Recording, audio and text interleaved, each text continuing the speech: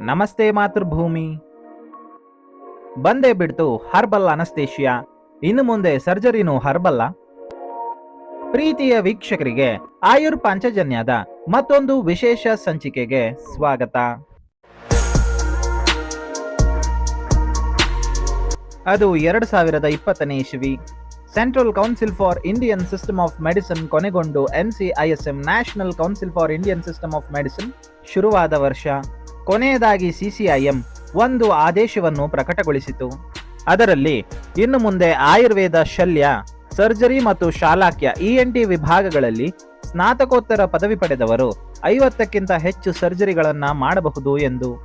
ದೇಶಾದ್ಯಂತ ಆಯುರ್ವೇದ ವೈದ್ಯರಲ್ಲಿ ಹೊಸ ಉತ್ಸಾಹ ತಂದರೆ IMA ಇಂಡಿಯನ್ ಮೆಡಿಕಲ್ ಅಸೋಸಿಯೇಷನ್ ಇದನ್ನು ತೀವ್ರವಾಗಿ ವಿರೋಧಿಸಿ ಪ್ರತಿಭಟನೆಗೆ ಇಳಿಯಿತು.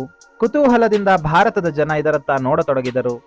ಪ್ರತಿಭಟನೆಗೆ ಸೊಪ್ಪು ಹಾಕದ ಕೇಂದ್ರ ಸರ್ಕಾರ ಶಸ್ತ್ರಚಿಕಿತ್ಸೆ ಆಯುರ್ವೇದದ ಭಾಗ ಎಂದು ಆದೇಶವನ್ನು ಎತ್ತಿ ಹಿಡಿಯಿತು. ಸರ್ವೋಚ್ಚ ನ್ಯಾಯಾಲಯವೂ ಸಹ ಅದನ್ನೇ ಹೇಳಿತು. ಆಗ ಎಲ್ಲರೂ ಆಯುರ್ವೇದದಲ್ಲಿ ಅರವಳಿಕೆ ಇದೆಯಾ ಅಂತ ಕೇಳೋದಕ್ಕೆ ಶುರು ಮಾಡಿದ್ರು. ಆಯುರ್ವೇದದಲ್ಲಿ ಮಾಡರ್ನ್ ಅನಸ್ತೇಶಿಯಾದಷ್ಟು ಎಫೆಕ್ಟಿವ್ ಆದ ಅರವಳಿಕೆ ಇಲ್ಲ ನಿಜ. ಅಲ್ಲ ಇರಲಿಲ್ಲ ನಿಜ. ಯಾವುದೇ ಸರ್ಜರಿ ಮಾಡಬೇಕಾದ್ರೂ ನೋವಾಗದಂತೆ ಅದನ್ನು ಸಂಪೂರ್ಣಗೊಳಿಸಲು ಅನಸ್ತೇಶಿಯಾದ ಅವಶ್ಯಕತೆ ಖಂಡಿತ ಇದೆ. ಮಾಡರ್ನ್ ಅನಸ್ತೇಶಿಯಾಲಜಿಸ್ಟ್ ಸಹಾಯದಿಂದ ಎಷ್ಟೋ ವರ್ಷಗಳಿಂದ ಆಯುರ್ವೇದ ವೈದ್ಯರು ಸರ್ಜರಿಗಳನ್ನ ಮಾಡುತ್ತಾ ಬಂದಿದ್ದು, ಅದನ್ನ ಕಾನೂನಿನ ಮೂಲಕ ಕೇಂದ್ರ ಸರ್ಕಾರ ಇನ್ನೊಮ್ಮೆ ಹೇಳಿತು ಅಷ್ಟೇ. ಆಧುನಿಕ ವೈದ್ಯಕೀಯ ಪದ್ಧತಿಯ ಅನಸ್ತೇಶಿಯಾಗಳನ್ನೇ ಬಳಸಿ ಶಸ್ತ್ರಚಿಕಿತ್ಸೆ ನಡೆಸುತ್ತಿದ್ದ ಆಯುರ್ವೇದ ವೈದ್ಯರಿಗೆ ಆಯುರ್ವೇದದೇ ಅನಸ್ತೇಶಿಯಾ ಇದ್ರೆ ಹೇಗೆ ಅಂತ ಯೋಚನೆ ಶುರುವಾಯಿತು. ಅದನ್ನ ಕಾರ್ಯರೂಪಕ್ಕೆ ತರಲು ಹೊರಟವರು ಪಂಕಜ ಕಸ್ತೂರಿ ಶಲ್ಯ ವಿಭಾಗದ ವೈದ್ಯರಾದ ಆಶಾ ನಾಯರ್ ಮತ್ತು ಹರೀಂದ್ರನ್ ನಾಯರ್. ಅವರಿಗೆ ಬಂದ ಈ ಆಲೋಚನೆಯನ್ನ ಮೊದಲು ಅವರು ತಿಳಿಸಿದ್ದು ತಮ್ಮ ಸ್ನೇಹಿತರಿಗೆ.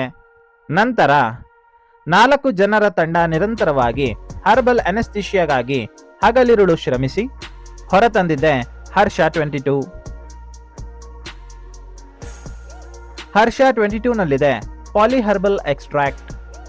ಇಂಜೆಕ್ಷನ್ ಹರ್ಷ 22 ಅನ್ನು ಸಿಸಿಗಿಯಂ ಆರೋಮ್ಯಾಟಿಕಮ್ ಲವಂಗ, ಮಿಸ್ಟಿಕಾ ಫ್ರಾಗ್ರೆನ್ಸ್ ಜಾಯಿಕಾಯಿ, ಆಕೋನಿಟಮ್ ಹೆಟಿರೋಫಿಲಮ್, ಆಕೋನಿಟಮ್ ಚಾಸ್ಮಾಂಥಮ್ ಮತ್ತು ನ್ಯಾಡೋಸ್ಟಾಸಿಸ್ ಜಟಮಾನ್ಸಿ ಅಂದರೆ ಜಟಮಾಂಸಿ ಇವುಗಳ ಹೈಡ್ರೋ ಆಲ್ಕೋಹಾಲಿಕ್ ಎಕ್ಸ್ಟ್ರಾಕ್ಟ್ಗಳನ್ನು ಬಳಸಿ ಇಂಜೆಕ್ಟಬಲ್ ರೂಪದಲ್ಲಿ ತಯಾರಿಸಲಾಯಿತು. ಈ ಅನೆಸ್ಥೆಟಿಕ್ ಫಾರ್ಮುಲೇಷನ್ನಲ್ಲಿ ಪ್ರಮುಖ ಘಟಕವಾದ ಲವಂಗದಲ್ಲಿನ ಎಸೆನ್ಷಿಯಲ್ ಆಯಿಲ್ ಯುಜೆನಾಲ್ ಒಂದು ಪ್ರಭಾವಕಾರಿ ಸ್ಥಳೀಯ ಹಾಗೂ ನೈಸರ್ಗಿಕ ಅನೆಸ್ಥೇಶಿಯಾ ಅಂದರೆ ಲೋಕಲ್ ಅನೆಸ್ಥೆಟಿಕ್ ಏಜೆಂಟ್ ಆಗಿ ಕಾರ್ಯನಿರ್ವಹಿಸುತ್ತದೆ. ಸಂಶೋಧನಾ ಅಧ್ಯಯನಗಳಲ್ಲಿ ಲವಂಗದ ಎಣ್ಣೆಯನ್ನು ಮೀನುಗಳನ್ನು ಹಿಡಿದು ನಿರ್ವಹಿಸುವಾಗ sorting, tagging, artificial reproduction procedures, surgery ಹಾಗೂ ಇತರೆ ಇನ್ವೆಸಿವ್ ಪ್ರೊಸೀಜರ್ಸ್ಗಳ ಸಮಯದಲ್ಲಿ ಸೆನ್ಸರಿ ಸಿಸ್ಟಮ್ ಅನ್ನು ಶಮನಗೊಳಿಸಲು ಬಳಸಲಾಗಿದೆ. ಇನ್ನು ಮೃಸ್ಟಿಕಾ ಫ್ರಾಗ್ರೆನ್ಸ್ ಜಾಯಿಕಾಯಿ ಎಸೆನ್ಷಿಯಲ್ ಆಯಿಲ್ ನೋವು ನಿವಾರಣೆಯಲ್ಲಿ ಅತ್ಯಂತ ಪರಿಣಾಮಕಾರಿ ಎಂದು ಕಂಡುಬಂದಿದೆ.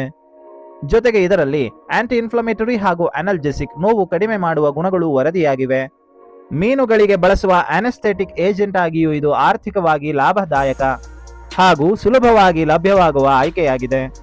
ಈ 2 ಸಸ್ಯಗಳಲ್ಲಿ ಯುಜೆನಾಲ್ ಹೆಚ್ಚಿನ ಪ್ರಮಾಣದಲ್ಲಿದ್ದು ಇದು ಲೋಕಲ್ ಅನೆಸ್ಥೆಟಿಕ್ ಹಾಗೂ ಅನಲ್ಜೆಸಿಕ್ ಕ್ರಿಯೆಗಾಗಿ ಪ್ರಸಿದ್ಧವಾಗಿದೆ. ಹರ್ಬಲ್ ಅನೆಸ್ಥೆಟಿಕ್ ತಯಾರಿಕೆಯಲ್ಲಿ ಬಳಸಿದ ಹೆಚ್ಚಿನ ಘಟಕಗಳು ನೋವು ನಿವಾರಕ, ಜೀವಾಣುನಾಶಕ, ಆಂಟಿಮೈಕ್ರೋಬಿಯಲ್ ಹಾಗೂ ಗಾಯ ಗುಣಮುಖ ಮಾಡುವ ಓಂಡ್ ಹೀಲಿಂಗ್ ಗುಣಗಳನ್ನು ಹೊಂದಿವೆ. ಆಕೋನಿಟಮ್ ಸ್ಪೀಷೀಸ್ಗಳಾದ ಹೆಟೆರೋಫಿಲಮ್ ಮತ್ತು ಚಾಸ್ಮಂಥಮ್ಗಳಲ್ಲಿ ಪ್ರಮುಖ ಬಯೋ ಆಕ್ಟಿವ್ ಆಲ್ಕೊಲಾಯ್ಡ್ ಆಗಿರುವ ಒಟ್ಟು ಡೈಎಸ್ಟರ್ ಡೈಟರ್ಪಿನಾಯ್ಡ್ ಆಲ್ಕೊಲಾಯ್ಡ್ಗಳಲ್ಲಿ 60ಕ್ಕೂ ಹೆಚ್ಚು ಪಾಲು ಹೊಂದಿದೆ.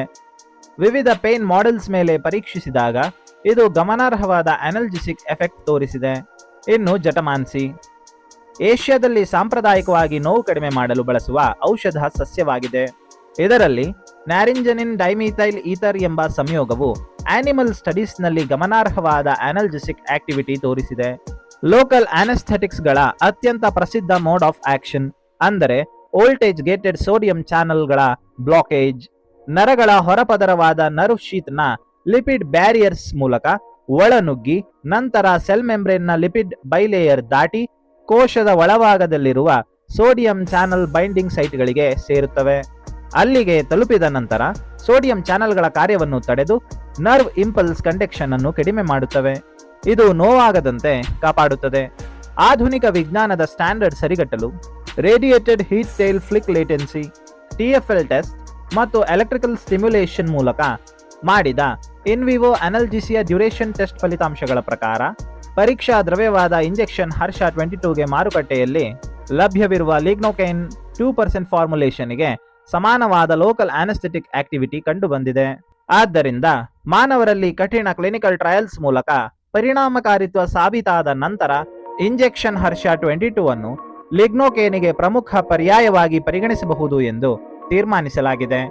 ಈ ಫಾರ್ಮುಲೇಷನ್ ಸಂಪೂರ್ಣವಾಗಿ ಹರ್ಬಲ್ ಮೂಲದ್ದಾಗಿರುವುದರಿಂದ ಆಯುರ್ವೇದಿಕ್ ವೈದ್ಯರಿಗೆ central council of Indian medicine ಶಿಫಾರಸು ಮಾಡಿದ ಶಸ್ತ್ರಚಿಕಿತ್ಸಾ ಕ್ರಮಗಳನ್ನು ನಡೆಸಲು ಇದು ಮಹತ್ವದ ಸಹಾಯಕವಾಗಬಹುದು. ಹರ್ಷ 22 ಪಾಲಿಹರ್ಬಲ್ ಅನೆಸ್ಥೇಷಿಯಾ ಆಯುರ್ವೇದದ ಬಲ ಮತ್ತು ಆಧುನಿಕ ವಿಜ್ಞಾನದ ಮಹಾಸಂಗಮ.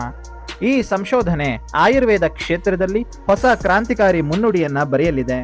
ಜಗತ್ತಿಗೆ ಶಸ್ತ್ರಚಿಕಿತ್ಸೆಯನ್ನ ಕೊಡುಗೆಯಾಗಿ ನೀಡಿರುವ ಶಸ್ತ್ರಚಿಕಿತ್ಸಾ ವಿಭಾಗದ ಪಿತಾಮಹ ಮಹಾನ್ ವೈದ್ಯ ಆಚಾರ್ಯ ಸುಶ್ರುತರಿಗೆ ಇಂದಿನ ಆಯುರ್ವೇದ ವೈದ್ಯರು ನೀಡಿರುವ ಅತ್ಯಮೂಲ್ಯ ಟ್ರಿಬ್ಯೂಟ್ ಹರ್ಷ 22 ಪಾಲಿಹರ್ಬಲ್ ಅನೆಸ್ಥೀಷಿಯಾ ಎಂದರೆ ಖಂಡಿತ ತಪ್ಪಾಗುವುದಿಲ್ಲ. ಇದಾಗಿತ್ತು ಮಿತ್ರರೇ ಆಯುರ್ವೇದದಲ್ಲಿ ಡೆವಲಪ್ ಆಗ್ತಿರುವಂತಹ ಹರ್ಬಲ್ ಅನೆಸ್ಥೇಷಿಯಾದ ಕುರಿತಾದಂತಹ ಸಂಕ್ಷಿಪ್ತ ಮಾಹಿತಿ. ಮುಂದಿನ ಸಂಚಿಕೆಯಲ್ಲಿ ಆಯುರ್ವೇದದ ಮತ್ತಷ್ಟು ಆಸಕ್ತಿಕರ ಸಂಗತಿಗಳನ್ನ ನಿಮ್ಮ ಮುಂದೆ ಪ್ರಸ್ತುತಪಡಿಸಲಿದ್ದೇವೆ. ಅಲ್ಲಿವರೆಗೆ ಧನ್ಯವಾದ. ಜೈ ಹಿಂದ್, ಜೈ ಆಯುರ್ವೇದ, ಜೈ ಕರ್ನಾಟಕ ಮಾತೆ.